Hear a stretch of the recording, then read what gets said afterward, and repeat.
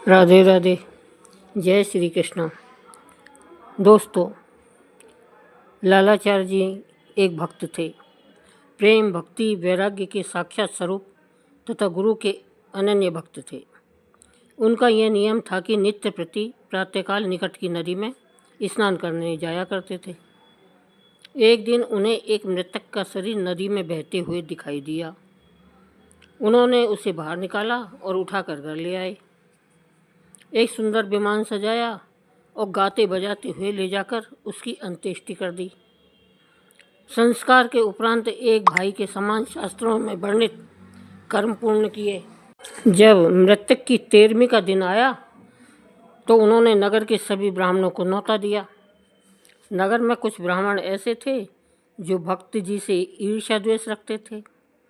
उन दुष्ट ब्राह्मणों ने एक सभा बुलाई और कहा, एक अज्ञात व्यक्ति का शव नदी से निकालकर लालाचार्य जी ने उसका दाह संस्कार किया, जिसकी जाति का पता नहीं। वह स्वयं तो भ्रष्ट हो चुका है, हमें भी अन्न खिलाकर भ्रष्ट करना चाहता है। ऐसे व्यक्ति का अन्न खाना हमारे लिए कदापि उचित नहीं है।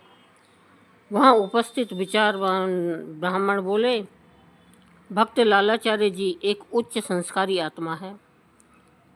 वो सबको आत्मरूप करके मानते हैं। उनके हृदय में तनिक भी भेदभाव नहीं है। अतः हम लोगों को उन पर शंका नहीं करनी चाहिए। उनके घर चलकर भोजन ग्रहण करना चाहिए। यह सुनकर दुष्ट ब्राह्मण क्रोध हो गए और ब्राह्मण उनके घर भोजन करने जाएगा, जो भी ब्राह्मण उनके घर भोजन करने जाएगा, हम उसे जाति व नगर से निकाल देंगे। बहुत बोलने लगे तो वो दुष्ट ब्राह्मण उनकी चेतावनी भरे शब्द सुनकर सभी ब्राह्मण मौन हो गए। कोई भी ब्राह्मण लालाचार्य के घर पर भोजन के जीमने नहीं गया। जब लालाचार्य जी ने यह समाचार सुना तो उन ब्राह्मणों के घर गए और हाथ जोड़कर उनसे विनती की। बहुत प्रकार से उन्हें समझाने का प्रयास किया। यद्यपि भक्त जी ने निर्मल हृदय से अति विनम्रतापूर्वक उनसे विनय की, तथापि दुष्ट स्वभाव वाले ब्राह्मण क्रोधपूर्वक बोले, तू स्वयं तो भ्रष्ट है ही, हमें भी भ्रष्ट करना चाहता है। बता तो सही, मृतक का किस जाति का था जिसका तूने आज भंडारा किया है।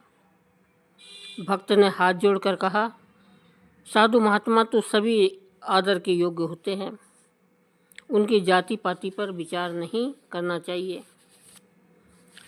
इसके अतिरिक्त मेरे गुरु का आदेश है कि प्रत्येक साधु महात्मा से भाई के सदृश अतिशय प्रीति रखना चाहिए। सो उनके वचनों को सिरोधार्य करके मैंने सारे मृतक कर्म किए हैं। भक्त के वचन सुनकर ब्राह्मण और भड़क उठे और बोले, हमें शिक्षा मत दो।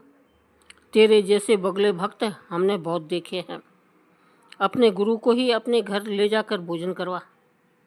इस प्रकार से अनेक कठोर वचन उन दुष्ट ब्राह्मणों ने भक्त जी को कहे। उनके कठोर वचनों को सुनकर भक्त जी गुरुदेव के चरणों में उपस्थित हुए और संपूर्ण वृत्तांत निवेदन किया। गुरुदेव उनकी श्रद्धा व भक्ति पर मन ही मन प्रसन्न हुए।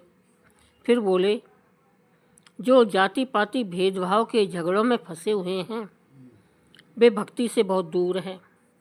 उन अज्ञानियों को भक्ति की महिमा का ज्ञान नहीं है। तुम संशय त्याग कर भंडारे की तैयारी करो, भगवान तुम्हारी लाज रखेंगे। गुरुदेव के मुख से इस प्रकार के वचन सुनकर लालाचार्य जी प्रसन्नचित मन से घर आ गए और भंडारे की तैयारी में लग गए। जब ब्राह्मणों को इस बात का पता लगा तो वे सोचने लगे कि हमने तो भोजन जीवने से इनकार कर दिया था, फिर ये भंडारे की तैयारी क्यों कर रहा है। यह सोचकर सब ब्राह्मण धीरे धीरे उनके घर के निकट इकट्ठा होने लगे। इधर गुरुदेव जी की आज्ञा अनुसार जब भक्त की सारी तैयारी हो चुकी तो भगवान अपने पार्षदों के साथ, देवताओं के साथ भक्त जी के घर की ओर पधारे। सब ब्राह्मण वेश में थे। सब ने उज्ज्वल वस्त्र, माथे पर तिलक, गले में माला, बड़े ही अलौकिक रूप में शंख मृदंग बजाते हुए भजन गीत गाते नाचते हुए जा रहे थे। भगवान का तो स्वभाव ही है।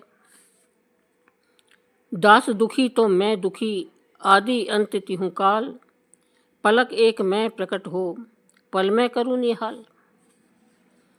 नगर के भक्तों ने जब इस अलौकिक ब्राह्मण को भक्त जी के घर की ओर जाते देखा तो वे भी उनके साथ सम्मिलित हो गए, परंतु दुष्ट स्वभाव वाले ब्राह्मणों को आग लग गई।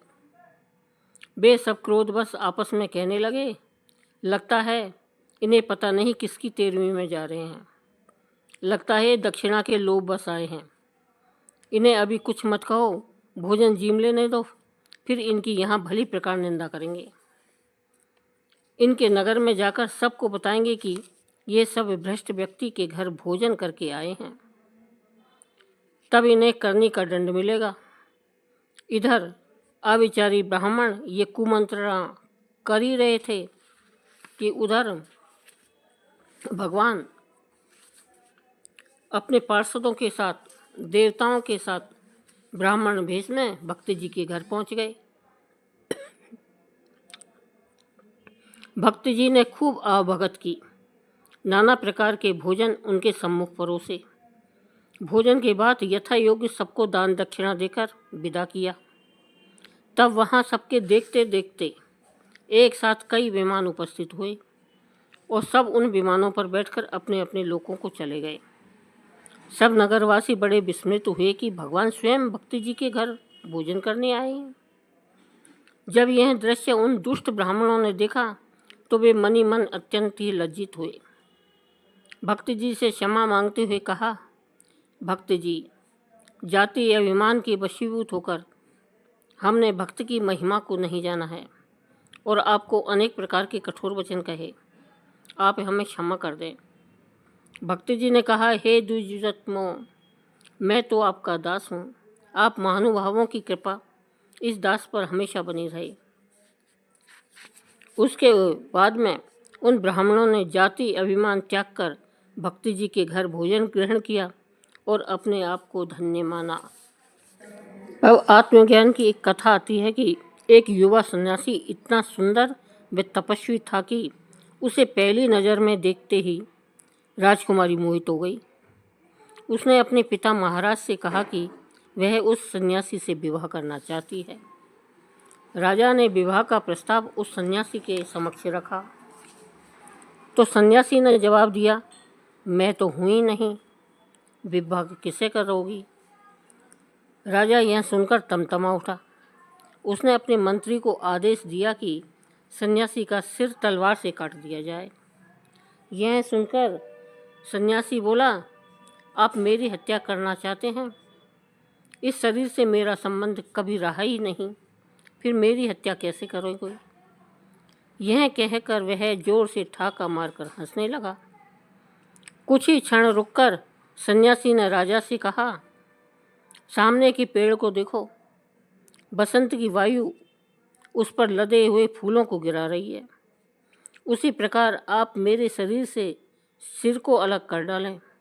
मैं आत्मा का उपासक हूँ, शरीर का मुझे ज्ञान नहीं है। आप मुझे विवाह का आदेश न मानने का दंड देना चाहते हैं, किंतु जब मैं शरीर में ही नहीं हूँ तो आप दंड किसे और कैसे दे पाएंगे? राजा ने देखा कि तलवार के सामने भी सन्यासी निर्भय बैठा मुस्करा रहा है। राजा संत के चरणों में झुक गया और बोला, वाकई जिसे आत्मज्ञान हो गया उसे किसी का वह नहीं होता है। जिसे आत्मा का सच्चा ज्ञान हो जाता है उसे बड़े से बड़ा सच्चा ज्ञान भी विचलित नहीं कर सकता।